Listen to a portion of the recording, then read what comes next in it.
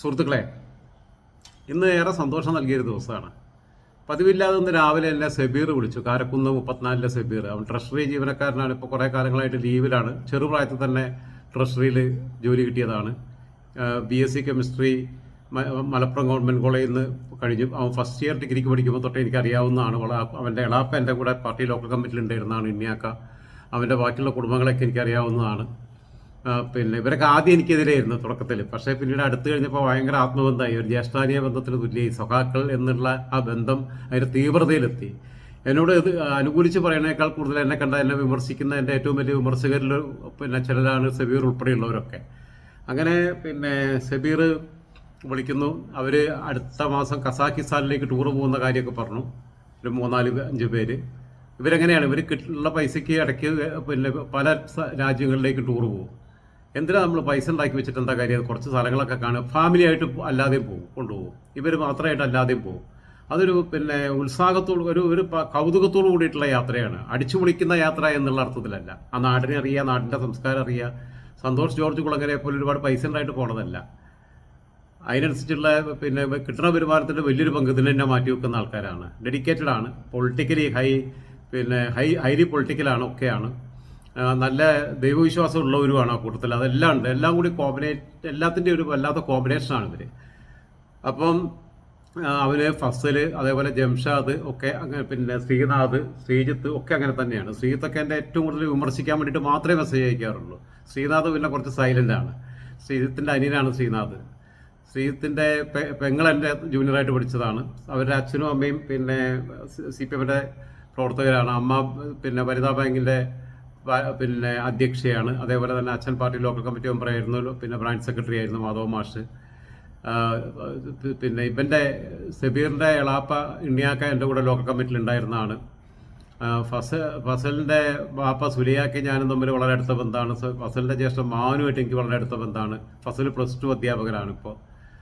അങ്ങനെ അതേപോലെ തന്നെ ജംഷാദ് ഇപ്പോൾ ഗൾഫിലാണ്.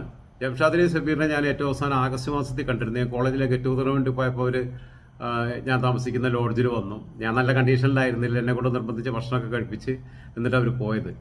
പിന്നെ ഞങ്ങൾ തമ്മിൽ കണ്ടിട്ടില്ല. ഇടയ്ക്ക് വിളിക്കും. അങ്ങനെ ഇന്ന് യാദൃശ്ചികമായിട്ട് വിളിച്ചു. ഇങ്ങനെ കസാക്കിസ്ഥാനിൽ പോണ കാര്യം പറഞ്ഞു. അപ്പോൾ ഞാനിങ്ങനെ ഇരുന്ന് ആലോചിക്കുകയായിരുന്നു. ഇന്നിങ്ങനെ പകൽ മുഴുവൻ ഇവരെക്കുറിച്ച് ആലോചിക്കുകയായിരുന്നു. എങ്ങനെയാണ് ഞങ്ങൾക്കിടയിൽ ഇത്രയും തീവ്രമായ ഒരു ബന്ധമുണ്ടായത്?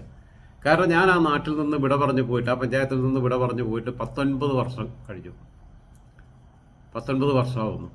2026 ഞാൻ അവിടെ നിന്ന് പോകുന്നതാണ്. 2006 ജൂൺ മാസത്തിൽ. ഇത് 2025 ജനുവരിയായി. 18.5 വർഷം കഴിഞ്ഞു അവിടെ നിന്ന് പോന്നിട്ട്. ഇപ്പോഴും ആ ബന്ധത്തിന് ഒരിത്തിരി പോലും ഉടവുണ്ടായിട്ടില്ല, ഒരിത്തിരി പോലും മങ്ങലേറ്റിട്ടില്ല. എന്നും വിളിക്കാറില്ല, എന്നും കാണാറില്ല. പിന്നെ ഇവരുടെ ഒന്നും കല്യാണങ്ങളിൽ ഞാൻ പങ്കെടുത്തിട്ടില്ല. ഞാൻ ആ സമയത്തൊക്കെ ഗൾഫിലാണ്. ഞാൻ പിന്നീട് ഇടക്കര നിലമ്പൂർ താമസിക്കുന്നു. പിന്നീട് അവിടെ നിന്ന് തൃശ്ശൂർ താമസിക്കുന്നു, കൊല്ലത്ത് താമസിക്കുന്നു, തിരുവനന്തപുരത്ത് താമസിക്കുന്നു, ഇരിങ്ങാലക്കുട താമസിക്കുന്നു. പിന്നെ വന്നിട്ട് നിലമ്പൂർ 6-7 വർഷം താമസിക്കുന്നു. അതിനുശേഷം ഇപ്പോൾ 2 വർഷത്തിലേറെയായിട്ട് പിന്നെ എറണാകുളത്ത് താമസിക്കുന്നു. ബന്ധങ്ങളിൽ ഒരൊറ്റ വിളിയിൽ ആരാണെന്ന് പോലും ചോദിക്കാതെ ശബ്ദത്തിലൂടെ പരസ്പരം തിരിച്ചറിയാൻ കഴിയുന്ന ഒരവസ്ഥയുണ്ട് എന്നുള്ളതാണ്. ഏകദേശം 2021 കുറേ കാലങ്ങൾക്ക് ശേഷം ഞാൻ പിന്നെ സെബീറിനെ കാണുന്നത്. 2021 സെബീർ എന്നെ യാദൃശ്ചികമായിട്ട് അന്ന് ഞാൻ പിന്നെ ഉച്ചയ്ക്കൊന്ന് ഉറങ്ങി. കാരണം രാവിലെ വെളുപ്പിനെ എഴുന്നേറ്റ് ഞാൻ കുറച്ച് കൈപ്പയ്ക്ക നട്ടിരുന്നു, വെണ്ടയ്ക്ക നട്ടിരുന്നു. തൊട്ടടുത്ത പറമ്പ് 10 സെൻറ്റ് സ്ഥലം കാട് പിടിച്ച് കിടക്കണം. അപ്പോൾ ഞാൻ അതിൻ്റെ ഉടമേനോട് പറഞ്ഞാൽ കാട് ഒഴിവാക്കാൻ വേണ്ടിയിട്ട് ഞാനവിടെ പച്ചക്കറി കുടിച്ചിട്ടോ എന്ന് ചോദിച്ചു. അങ്ങനെ മൂപ്പർക്കും വലിയ സന്തോഷം. കാടൊക്കെ ഒഴിവാക്കി തീയിട്ട് കളഞ്ഞ് ഞാൻ തന്നെ ഒറ്റയ്ക്ക് അതിൽ മൊത്തം പച്ചക്കറി കുടിച്ചിട്ടിരുന്നു. പിന്നെ അങ്ങനെ ഉച്ചയായപ്പോൾ ക്ഷീണമായപ്പോൾ ഞാൻ പതിവില്ലാതെ ഉച്ചയ്ക്ക് ഉറങ്ങാത്ത ആളാണ്. ഉച്ചയ്ക്ക് കുറച്ച് നേരം കിടന്നുറങ്ങിയപ്പോൾ സെബീറിനെ യാദൃശ്ചികമായി സ്വപ്നം കണ്ടു. അതിപ്പോഴൊരു അത്ഭുതമായിട്ട് എനിക്ക് തോന്നുന്നു, മിറാക്കിളായിട്ട്. കുറച്ച് കഴിഞ്ഞപ്പോൾ സെബീറിൻ്റെ വിളി വരിക, ചായട്ട് നിങ്ങൾ എവിടെയെന്ന് വെച്ചിട്ട്. അപ്പോൾ ഞങ്ങൾ തമ്മിൽ പ്രായ വ്യത്യാസമുണ്ട് കേട്ടോ ഇവരായിട്ടൊക്കെ. അപ്പോൾ പിന്നെ രായിട്ട് ഞങ്ങൾ എവിടെയെന്ന് ചോദിച്ചിട്ട് പിന്നെ വിളിക്കുന്നു. അങ്ങനെ വിളിക്കുമ്പോൾ ഞാൻ പറയാം വീട്ടിലുണ്ടെന്ന് പറഞ്ഞു. എന്നാൽ റെഡി ആയിക്കോ, ഞങ്ങൾ അങ്ങോട്ട് വരുന്നുണ്ട്, ഞങ്ങൾ ഇടപെടുന്നെത്തി, നമുക്ക് ഊട്ടിക്ക് പോകാമെന്നാണ്. ആയിക്കോട്ടെ എന്ന് പറഞ്ഞു. അത് കഴിയുമ്പോൾ ഞാൻ നോക്കുമ്പോൾ എൻ്റെ അടുത്ത് പൈസയൊന്നുമില്ല. ഊട്ടിക്ക് പോകാമെന്ന് പറഞ്ഞാൽ ചില്ലറ ചിലവൊന്നുമല്ലോ, റൂം എടുക്കണം, ബാക്കിയുള്ള കാര്യങ്ങളിലൊക്കെ ഉണ്ട്.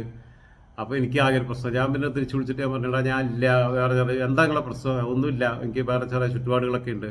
എന്ത് ചുറ്റുപാടുണ്ടെങ്കിലും മാറ്റിയൊക്കെ, നിങ്ങൾക്ക് നേരത്തെ വിളിച്ചപ്പോൾ ചുറ്റുപാടുണ്ടായിരുന്നില്ല, ഞങ്ങൾ നിലമ്പൂർ കഴിഞ്ഞു എന്ന് പറഞ്ഞു. അപ്പോൾ ഞാൻ പറഞ്ഞു സാമ്പത്തികം പ്രശ്നമാണ് എന്ന് പറഞ്ഞു. നിങ്ങളടുത്ത് പൈസ ഉണ്ടോ എന്ന് ഞങ്ങൾ ചോദിച്ചോ? നിങ്ങളോട് റെഡി ആവാനല്ലേ പറഞ്ഞിട്ടുള്ളൂ. നിങ്ങൾക്ക് ഇടാൻ പിന്നെ ഷർട്ടും പിന്നെ മുണ്ടും ഒക്കെ ഉണ്ടല്ലോ എന്ന് പറഞ്ഞു. ഇവർ ദേഷ്യപ്പെട്ടു. പിന്നെ ഇവർ വന്ന ആദ്യം വീട് മുഴുവൻ സെർച്ച് ചെയ്തു. പല കുപ്പിയൊക്കെ അവിടെ ഇരിക്കുന്നുണ്ടോ എന്നുള്ളത്, 1-2 ബിയർ കുപ്പിയൊക്കെ ഉണ്ടായിരുന്നു, അതൊക്കെ പറക്കി ഞാൻ പിന്നെ എന്നെ കാണിക്കാൻ വേണ്ടിയിട്ട് പിന്നെ ഡൈനിങ് ടേബിളിലൊക്കെ കൊണ്ടുവന്ന് വെച്ച് ഒരു 3-4 കുപ്പിയൊക്കെ എടുത്ത് പറക്കി അവിടെ നിന്ന് ഇവിടുന്നൊക്കെ തപ്പിയെടുത്തിട്ട് പരിപാടിയൊക്കെ ഇപ്പോഴും ഉണ്ടില്ലേ എന്ന് ചോദിച്ചു. വേറൊന്നും പറഞ്ഞില്ല. അങ്ങനെ പോയി. ഞാൻ പോകുന്ന വഴിക്ക് 1000 രൂപ ഒരു സുഹൃത്തിൻ്റെ അടുത്ത് കടം മേടിച്ചു ഞാൻ. കാരണം എനിക്ക് ഇത് തൊട്ട് വലിക്കാനും ബാക്കിയുള്ള എല്ലാ ചില്ലറ ആവശ്യത്തിനൊക്കെ പിന്നെ അത് വേണമല്ലോ. അപ്പോൾ പിന്നെ അതിനും കൂടി ബാക്കിയുള്ള എല്ലാ എക്സ്പെൻസും അവരെടുത്തത്. വണ്ടിക്ക് എണ്ണ അടിച്ചത് ഉൾപ്പെടെ എല്ലാ കാര്യങ്ങളും അവരെടുത്തത്. അങ്ങനെ അവർ കൊണ്ടുപോയി. ഫസലും ഉണ്ടായിരുന്നു, ഫസലും സെബീറും കൂടി. ഫസൽ മലയാളം +2 അധ്യാപകനാണ് പന്തല്ലൂർ ഹയർ സെക്കൻഡറി സ്കൂളിൽ. സെബീർ ഞാൻ പറഞ്ഞ പോലെ ഗവൺമെൻറ് ജീവനക്കാരനാണെങ്കിൽ ലീവ് എടുത്തിരിക്കുകയാണ്. ഈ ഫസലിൻ്റെ ഉപ്പയായിട്ട് എനിക്ക് നല്ല ബന്ധമാണ്, സുലിയാക്ക. ഫസലിൻ്റെ ജ്യേഷ്ഠൻ മാനു ഒക്കെ. കാരണം ഫസലൊക്കെ വളരെ പിന്നെ അന്ന് അവർക്ക് ലൈറ്റ് ആൻഡ് സൗണ്ടിൻ്റെ പരിപാടിയൊക്കെ ഉണ്ട്. അതൊക്കെ നടത്തി അതിൻ്റെ ഓപ്പറേഷനും ഒക്കെ നടത്തിയിട്ട് അതിൻ്റെ കൂട്ടത്തിലാണ് പഠിച്ചിട്ട് MA മലയാളം കഴിഞ്ഞ് PG എടുത്ത് കംപ്ലീറ്റ് ചെയ്ത് പിന്നെ +2 അധ്യാപകരായി കയറിയത്. ആലോചിക്കണം. ഫസലിൻ്റെ ജ്യേഷ്ഠനും പോസ്റ്റ് ഗ്രാജുവേറ്റാണ്. സെബീറും ചെറുപ്പം തൊട്ടേ പല കാര്യങ്ങളിലും വീട്ടിൽ സഹായിച്ചു. അങ്ങനെയൊക്കെ തന്നെ പിന്നെ വളരെ സാധാരണ കുടുംബത്തിൽ നിന്നാണ് പഠിച്ച് വളർന്ന് അവൻ BSc മഞ്ചേരി മലപ്പുറം കോളേജിലും MSc ചെയ്തത് അവൻ ഊട്ടിയിലാണ്. അന്ന് അവിടെ സൈഡായിട്ട് ചില ജോലികളും കൂടി ചെയ്തുകൊണ്ടാണ് പാർട്ട് ടൈം ജോബ് കൂടെ ചെയ്തിട്ടാണ് അവൻ പഠിച്ചിട്ടുള്ളത്. മാത്രമല്ല ഇവരെ രണ്ടുപേരും ഏറ്റവും വലിയ ഗുണമായിട്ട് ഞാൻ മുമ്പൊരിക്കൽ പറഞ്ഞിട്ടുണ്ട്. ഫസലിൻ്റെ ഉപ്പ മീൻ കച്ചവടം നടത്താറുണ്ടായിരുന്നു, സുലിയാക്ക. ആ മീൻ കച്ചവടം നടത്തിയിട്ടില്ലെങ്കിൽ മൂപ്പര് എവിടെയും കിടപ്പിലാവും. അതുകൊണ്ട് മൂപ്പർക്ക് മീൻ കച്ചവടം നടത്താൻ നല്ലൊരു വണ്ടി എടുത്ത് മേടിച്ചു കൊടുത്തു. മൂപ്പർക്ക് അതുകൊണ്ട് എന്താ വെച്ചാൽ വളരെ സന്തോഷമാണ്. മക്കളടുത്ത് കൈ നീട്ടിയ രൂപ മേടിക്കും വേണ്ട. പേരക്കുട്ടികൾക്ക് ഇടയ്ക്ക് മുട്ടായി വാങ്ങി കൊടുക്കണമെങ്കിലോ എന്തെങ്കിലും ഒരു ഉടുപ്പ് വാങ്ങി കൊടുക്കണമെങ്കിലോ പിന്നെ വെല്ലുപ്പ എന്നുള്ള നിലയ്ക്ക് മൂപ്പർക്ക് തന്നെ ചെയ്യാൻ പറ്റുന്നുണ്ട് എന്നുള്ളതാണ്. അതാണ് മൂപ്പരെ സന്തോഷം. അത്തരം കാര്യങ്ങളിൽ വിശാലമായി ചിന്തിക്കുന്ന ചിലരങ്ങനെ ഉണ്ടല്ലോ. ഞാൻ +2 അധ്യാപകനായി, ഇനി എൻ്റെ പാപ്പ മീൻ വിൽക്കാൻ പോകുന്നത് നാണക്കേടാണെന്ന് പറഞ്ഞിട്ട് ഇനി പാപ്പ ഒന്നിനും പോകാൻ പാടില്ല എന്ന് പറഞ്ഞാൽ 6 മാസം കൊണ്ട് കിടപ്പിലാവും. സെബീറും അതേപോലെ. സെബീറിൻ്റെ ഉപ്പ ഓട്ടോറിക്ഷ ഡ്രൈവറാണ്. സെബീർ നല്ലൊരു ഓട്ടോറിക്ഷ മേടിച്ചു കൊടുത്തു ഉപ്പാക്ക്. അല്ലാതെ ഉപ്പനി ഓട്ടോറിക്ഷ ഓടിക്കാൻ പോകണ്ട, എനിക്ക് നല്ല വരുമാനം ഉണ്ടല്ലോ എന്ന് പറഞ്ഞിട്ട് ഉപ്പാനെ പെരേൻ്റെ ഉള്ളിൽ പൂട്ടിയിട്ടുള്ള പരിപാടിയല്ല നടത്തിയത്. അങ്ങനെയാണ് പിന്നെ മക്കൾ ചെയ്യേണ്ടത്. എല്ലാ പിന്നെ മക്കൾക്കും മാതൃകയാണ് സെബീറും ഫസലും എന്നൊക്കെ ഞാൻ പറയും. ഏതായിരുന്നാലും ഞങ്ങൾ പിന്നെ ഇവിടെ ഊട്ടി പോയപ്പോഴുള്ളൊരു ഫോട്ടോയും കാണിച്ചു തരാം, അവരെ രണ്ടുപേരെ പരിചയപ്പെടുത്താൻ വേണ്ടിയിട്ട്. ഇതിലേറ്റവും മുമ്പിൽ നിൽക്കുന്ന ആ മീശയൊക്കെ കുറവുള്ള പൊടിമീശക്കാരനാണ് സെബീർ. അതിൻ്റെ അപ്പുറത്ത് നിൽക്കുന്ന ആളാണ് ഫസൽ, കോളേജ് +2 അധ്യാപകൻ എന്ന് പറഞ്ഞ്. അതിൻ്റെ അപ്പുറത്ത് നിൽക്കുന്ന ആ മൊട്ടയാണ് ഞാൻ. ഫോട്ടോ വലിയ ക്ലിയർ ഇല്ലാന്ന് തോന്നുന്നു. ഓക്കെ, ഇതാണ് ഞങ്ങൾ 3 പേരും അന്ന് ടൂർ പോയത്. അതിനുശേഷം പിന്നീട് യാത്ര പോകുന്നതിനെക്കുറിച്ചൊക്കെ ആലോചിച്ചിരുന്നു, നടന്നില്ല. പിന്നെ കഴിഞ്ഞ വർഷം യാദൃശികമായി അന്ന് ഫസൽ വന്നില്ല. ജംഷാദ് ഗൾഫിൽ നിന്ന് വന്ന സമയത്ത് ഒരു പെരുന്നാൾ ദിവസം, അത് പിന്നെ ഈദുൽ ഫിത്റാണോ ബക്രീദാണോ ഏതാണെന്നുള്ളത് എനിക്ക് ഓർമ്മയില്ല. ചെറിയ പെരുന്നാളാണോ വലിയ പെരുന്നാളാണോ എന്നുള്ളത് എനിക്ക് കൃത്യമായിട്ട് ഓർമ്മയില്ല. എന്തായിരുന്നാലും കഴിഞ്ഞ വർഷമല്ല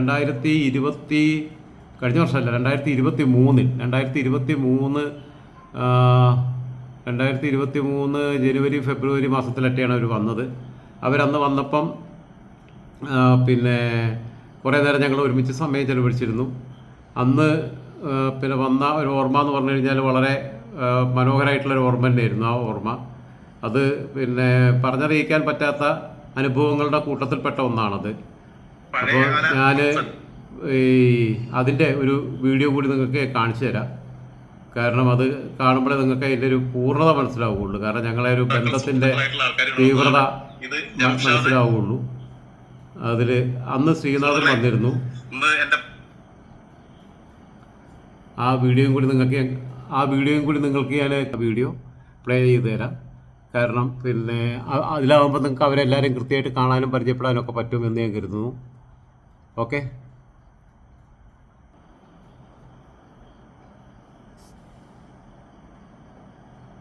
പഴയകാല സഖാക്കൾ സുഹൃത്തുക്കളായിട്ടുള്ള ആൾക്കാർ ഇവിടെ വന്നതാണ്.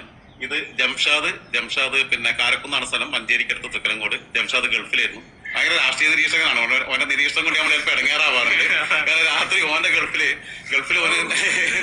ഓന് നല്ല സമയം നമ്മളോട് പാതിരാത്രിക്ക് കിടന്നുറങ്ങുമ്പോൾ ഉണ്ടാവും വാട്സപ്പില് രാഷ്ട്രീയ നിരീക്ഷണം, ദേശീയ രാഷ്ട്രീയം, സംസ്ഥാന രാഷ്ട്രീയമൊക്കെ നടത്തും. ഇപ്പൊ മണ്ഡലങ്ങളിലെ സ്ഥാനാർത്ഥികളെ തീരുമാനിച്ചുകൊണ്ടിരിക്കുകയാണ് ആരൊക്കെ ജയിക്കുന്നുള്ളത്.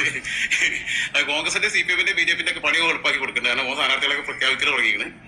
ശ്രീനാഥ് ഇവരെല്ലാം ഇവർ 3 പേരും ഏറെക്കുറെ സമപ്രായക്കാരാണ്. പിന്നെ ജംഷാദ് DYFIയുടെ മുൻ പിന്നെ യൂണിറ്റ് സെക്രട്ടറി ആയിരുന്നു നമ്മുടെ നാട്ടിലെ. പിന്നെ എന്താ പറയാ, അടിയോർത്ത സഖാവാണ്. ശ്രീനാഥ് പിന്നെ അത്ര സജീവമായിട്ടൊന്നും രംഗത്ത് വന്നിട്ടില്ല. ശ്രീനാഥ് ഇവര് 3 പേരും ഒരു സർക്കാർ തന്നെയാണ്, ഒരു സ്ഥലത്തുള്ളവർ തന്നെയാണ്. തൃക്കലങ്കോട് പഞ്ചായത്തിലെ കാരക്കുന്ന് 34 എന്ന് പറയുന്ന സ്ഥലത്ത്. ശ്രീനാഥ് ഇപ്പൊ മാതൃഭൂമിയില് പത്രപ്രവർത്തകനാണ്. ശ്രീനാഥിന്റെ ജ്യേഷ്ഠൻ പത്രപ്രവർത്തകനാണ് മാധ്യമത്തില്. ശ്രീനാഥിന്റെ അച്ഛൻ അവിടെ CPM ബ്രാഞ്ച് സെക്രട്ടറി ആയിരുന്നു, പിന്നെ അധ്യാപകരായിരുന്നു അച്ഛനും അമ്മയും. ശ്രീനാഥിന്റെ പിന്നെ സഹോദരി എന്റെ ജൂനിയറായിട്ട് മഞ്ചേരി കോളേജിൽ പഠിച്ചതാണ്.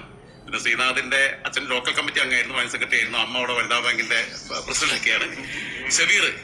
ഷബീർ ജംഷാദിന്റെയാണ്. ഫാമിലിയോട് എനിക്ക് കൂടുതലധികം ആയിട്ട് പരിചയപ്പെട്ടിട്ടില്ലാത്ത ഞാൻ ജംഷാദ് തമ്മിലാണ് ഈ കൂട്ടത്തിൽ ഏറ്റവും കൂടുതൽ സംസാരിക്കാറുള്ളത് കേട്ടോ. വർഷങ്ങളായിട്ട് ഏറ്റവും കൂടുതൽ കോൺടാക്ട് ചെയ്യാറുള്ളത്. അത് ഗൾഫിൽ നിൽക്കുന്നവർക്കാണ്, അല്ലെങ്കിൽ ഇത്തരം കാര്യങ്ങളിൽ നാട്ടിലുള്ളവരെക്കാൾ കൂടുതൽ ഈ സ്വാർത്ഥത പടിഞ്ഞ്, അത് ഇപ്പന്മാരൊക്കെ സ്വാർത്ഥത ഉള്ളവരാണെന്ന് പറഞ്ഞതിന്റെ അർത്ഥം.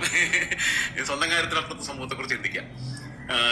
പിന്നെ ഷബീറിന് എന്താ വെച്ചാൽ ഷബീറിന്റെ പിന്നെ മൂത്താപ്പാനൊക്കെ എനിക്കറിയാം. ഷബീറിന്റെ എളാപ്പ ഇണ്ണിയാക്ക അതിന്റെ കൂടെ പാർട്ടി ലോക്കൽ കമ്മിറ്റിയിൽ ഉണ്ടായിരുന്നതാണ്. ഇപ്പൊ ജീവനക്കാരനാണ് ഷബീർ. പിന്നെ മലപ്പുറം കോളേജിലാണ് ഡിഗ്രി കഴിഞ്ഞത്. അത് കഴിഞ്ഞിട്ട് അന്നേ ഷബീർ പഠിക്കുന്ന സമയത്ത് ശ്രീനാഥിനോടും ഷബീറിനോടും ജംഷാദിനോടും എനിക്ക് ബന്ധമുള്ളതാണ്, വർഷങ്ങളുടെ ബന്ധമുള്ളതാണ്, 10-20 വർഷത്തെ ബന്ധമുണ്ട്.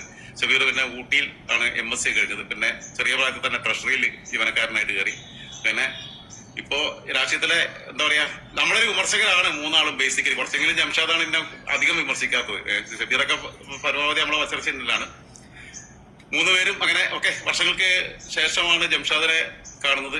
ശ്രീനാഥിനെ കാണുന്നതാണ് ഏറ്റവും ഒരുപാട് ദീർഘമായ ഒരു കാലയളവിന് ശേഷം കാണുന്നത്. ജംഷാദിനെ അതിനിടയ്ക്ക് ഒരു 3-4 വർഷം മുമ്പ് എന്റെ അനിയന്റെ കല്യാണത്തിന് ഞാൻ കണ്ടിരുന്നു ഇടവണ്ണയിൽ വെച്ചിട്ട്. ഷബീറിനെ പിന്നെ കഴിഞ്ഞ വർഷം ഞങ്ങൾ ഊട്ടി ട്രിപ്പ് ഒരുമിച്ച് പോയിരുന്നു. എന്തായിരുന്നാലും സന്തോഷമുള്ള ദിവസം. പഴയ സഖാക്കളുടെ കൂടെ കുറെ സമയം ഒരുമിച്ചിരിക്കാൻ കഴിഞ്ഞു. അതെന്തായാലും നിങ്ങൾക്ക് എന്താ പറയാനുള്ളത്? ഞങ്ങളിന്ന് രാജേട്ടനെ കാണാനായിട്ടാണ് ഇവിടെ വന്നത്. അത് പിന്നെ കുറെ കാലമായിട്ടുള്ള ഒരു ആഗ്രഹമാണ്. ഇപ്പൊ വന്ന സമയത്ത് തന്നെ ഇങ്ങനെ പറയുന്നുണ്ട് രാജേട്ടൻ ഒന്ന് കാണണം എന്നുള്ളത്.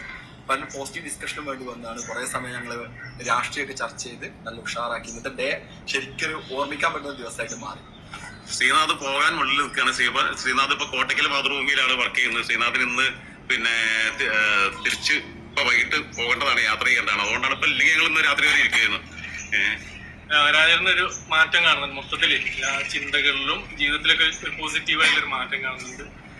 എല്ലാ അർത്ഥത്തിലും ഒരു തിരിച്ചുവരവിന്റെ പാതയിലാണെന്നാണ് ഞാൻ പ്രതീക്ഷിക്കുന്നത്. എല്ലാവിധ സ്നേഹാഭിവാദ്യങ്ങളും നേരുകയാണ്.